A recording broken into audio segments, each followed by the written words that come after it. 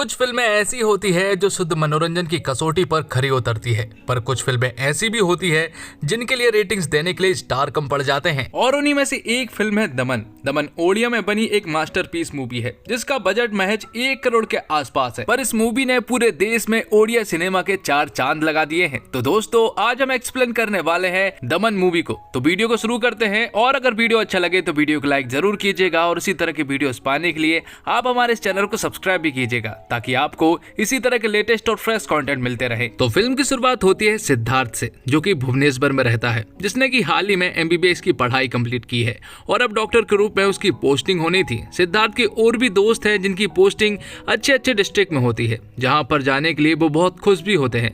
लेकिन जब सिद्धार्थ को पता चलता है कि उसकी पोस्टिंग उड़ीसा के मलकानगिरी के एक रूरल एरिया में हो रही है तो उसे बहुत बुरा लगता है, क्योंकि सिद्धार्थ ने कुछ ख्वाब देखे थे। जब वो डॉक्टरी करेगा तो वो एक प्रोफेशनल लाइफ जिएगा और उसका घर एयरपोर्ट के बिल्कुल बाजू में रहेगा और खूब एंजॉय करेगा। पर फिलहाल तो उसे मलकानगिरी डिस्ट्रिक्ट के लिए निकलना पड़ता है, और मलकानगिरी डिस्ट्रिक्ट के अंदर और आसपास कम से कम 151 गांव आते हैं। उनमें से सिद्धार्थ की पोस्टिंग एक बहुत ही छोटे से गांव जनवाई में होती है, पर वहां तक पहुंचना इतना आसान नहीं है, क्योंकि जनवाई तक जाने के लिए यहाँ कोई भी कैब नहीं चलती है और ना ही कोई बस चलती है। यहाँ पर सिर्फ एक जिप्सी होती है और उसी से जनवाई जा सकते हैं, और ये एक लौती जिप्सी होती है जो कि जनवाई जाती है। लेकिन उस जिप्सी का हाल बहुत ही ज्यादा बुरा होता है, क्योंकि उस जिप्सी के अंदर और ऊपर ढेर सारे लोग बैठे होते हैं। ये सब देखकर सिद्धार्थ का मन बिल्कुल भी नहीं होता है कि वो उस जिप्सी से जाए। पर जब उसे पता चलता है कि अगला ट्रिप भी सेम टू सेम ऐसा ही होने वाला है, तो सिद्धार्थ बिना कोई देरी किए फौरन ही उस जिप्सी के ऊपर चढ़ जाता है। तो जिप्सी के सफर में सिद्धार्थ को ऐसा लग रहा था कि ये उसे जनवाई गाँव के सामने छोड़ेगी, लेकिन उसे नहीं पता था कि अभी सामने एक बहुत बड़ी नदी भी है, जिसे पार करने के लिए भी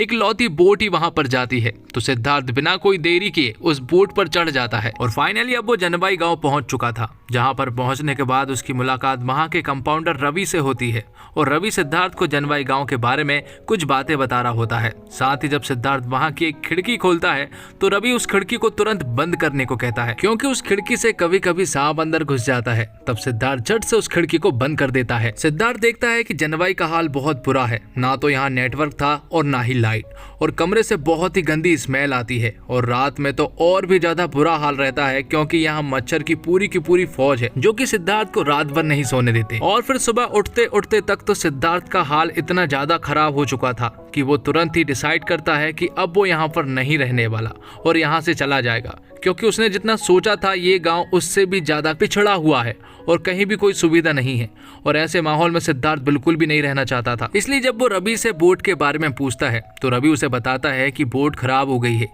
इसलिए वो नदी के दूसरी साइड है और उसे ठीक होने में टाइम लगेगा। तब तक सिद्धार्थ यहीं पर घूमता है, और जब बोट ठीक हो जाती है तो सिद्धार्थ बोट से जाने लगता है। लेकिन तभी अचानक से एक आदमी अपनी एक बच्ची को गोद में लेकर आता है जो कि बेहोश थी। वो कंपाउंडर रवि से हेल्प मांगता है, और उस लड़की को देखकर रवि तुरंत ही सिद्धार्थ को बुलाता है। सिचुएशन क्रिटिकल थी, इसलिए सिद्धार्थ बोट से नीचे उतरता है और उस लड़के को देखता है। तो उसे यहाँ पर पता चलता है कि उस लड़की को तेज बुखार है, और टेम्परेचर चेक करने पर 104 डिग्री आता है। यहाँ पर एक नर्स भी थी जो कि सिद्धार्थ को बताती है कि इसे जरूर मलेरिया होगा, क्योंकि अक्सर यहाँ के लोगों को मलेरिया होता रहता है। इसलिए तुरंत ही उस लड़की का मलेरिया चेक किया जाता है, और उस नर्स ने बिल्कुल सही कहा था, क्योंकि उस लड़की को सचमुच मलेरिया ही था। तब तुरंत ही उसका ट्रीटमेंट शुरू किया जाता है, और कुछ देर बाद उसे होश आ जाता है और वो बिल्कुल ठीक हो जाती है। तब उस लड़की के पिता मतलब कि वो आदमी सिद्धार्थ से कहता है कि उसके गाँव में इस रोग की बड़ी समस्या है, और इस समस्या से निपटने के लिए कई तरह के बाबा उल्टे सीधे तरीके के झाड़ फूक करते हैं। सिद्धार्थ जब इन अंधविश्वास के बारे में सुनता है तो उसे बहुत बुरा लगता है। तब सिद्धार्थ यहाँ पर कुछ दिन रुकने का डिसाइड करता है, ताकि वो गांव के लोगों का मलेरिया चेक करके उन्हें ठीक कर सके। और अगले ही दिन वो रवि और नर्स को लेकर गांव के लोगों का मलेरिया चेक करके उन्हें ठीक करने में लग जाता है। सिद्धार्थ यहाँ पर देखता है कि गांव में मलेरिया से बहुत लोग प्रभावित हैं। तो सिद्धार्थ सोचता है कि अगर इस गांव का ये हाल है तो बाकी के 150 गांव उनका क्या हाल होगा, क्योंकि इन सब के बीच में सिर्फ एक ही हॉस्पिटल मौजूद है। इसलिए सिद्धार्थ एक अधिकारी के पास जाता है और उनसे एक मोबाइल टीम की मांग करता है, ताकि वो लोगों की हेल्प ठीक ढंग से कर सके। लेकिन उस अधिकारी को इन सब चीज से कोई भी लेना देना नहीं होता है। साथ ही वो सिद्धार्थ से भी कहता है कि वो भी ना करे, क्योंकि ये एक नक्सली इलाका है जहाँ पर अक्सर गवर्नमेंट के लोगों को यूं ही मार दिया जाता है। लेकिन सिद्धार्थ ने सोच लिया था कि वो इन लोगों की हेल्प करेगा, इसलिए वो रवि को अपने साथ ले जाने लगता है। पर रवि भी उसे समझाता है कि ये एक नक्सली एरिया है, यहाँ जान का बहुत रिस्क होता है, यहाँ पर ये सब कुछ करना इतना आसान नहीं होगा। इसके बावजूद सिद्धार्थ और रवि अपने मिशन पर निकल पड़ते हैं और धीरे धीरे उन लोगों का इलाज करते हैं।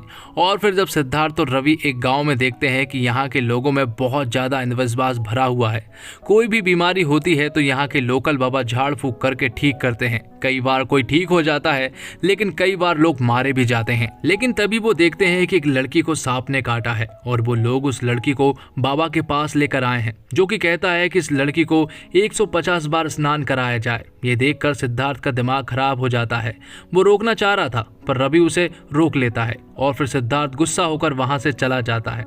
तब कुछ देर बाद सिद्धार्थ के पास रवि आता है और वो उसे बताता है कि वो लड़की मर गई है, जो कि सुनकर सिद्धार्थ को बहुत ज्यादा दुख होता है क्योंकि वो उसे बचा सकता था। ये सब चीजें देखकर अब वो और भी तेजी से गांव के लोगों का इलाज करने में लग जाता है। गांव के लोग भी सिद्धार्थ को पसंद करने लगे थे क्योंकि उनका इस तरह से इलाज करने के लिए आज तक कोई भी नहीं आया था। तो सिद्धार्थ तो उनके लिए फरिश्ता था और फिर वही होता है जिसका डर था। यहाँ पर नक्सली आ जाते हैं जिन्हें देखकर गांव के सभी लोग अपने अपने घर में घुस जाते हैं। नक्सली यहाँ पर आकर सिद्धार्थ से मिलते हैं और रवि और सिद्धार्थ को काफी डर भी लग रहा होता है क्योंकि उस नक्सल की गन सिद्धार्थ की छाती पर पॉइंट थी। दरअसल नक्सलियों को भी डर था कि अगर सिद्धार्थ इसी तरह से एक्टिव रहा तो जल्द ही पुलिस भी यहाँ पर एक्टिव हो जाएगी, जो कि उनके लिए खतरे से कम नहीं था। वो नक्सली यहाँ पर सिद्धार्थ और रवि को तो कुछ नहीं करते, पर वो गांव के लोगों को घर के अंदर ही रहने के साथ साथ इन लोगों से दूर रहने को कहकर चले जाते हैं। तो अब सिद्धार्थ और रवि भी इस गाँव से जाने लगते हैं। लेकिन तभी सिद्धार्थ को एक औरत के बारे में पता चलता है जो कि प्रेग्नेंट है और उसकी हेल्प कोई नहीं करने वाला क्योंकि उन नक्सलियों ने गाँव के लोगों को घर से बाहर निकलने को मना किया है। उस लड़की को लीवर पेन हो रहा था और उसे तेज बुखार भी था। सिचुएशन काफी क्रिटिकल है, इसलिए उन्हें किसी भी हालत में उसे हॉस्पिटल ले जाना ही होगा।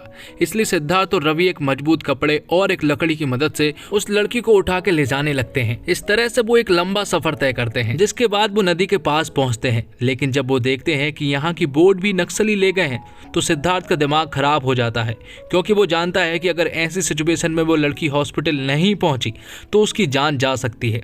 तब यहाँ पर वो किसी तरह से जुगाड़ करके वो नदी तो पार कर लेते हैं, लेकिन उस लड़की की हालत बिगड़ने लगती है।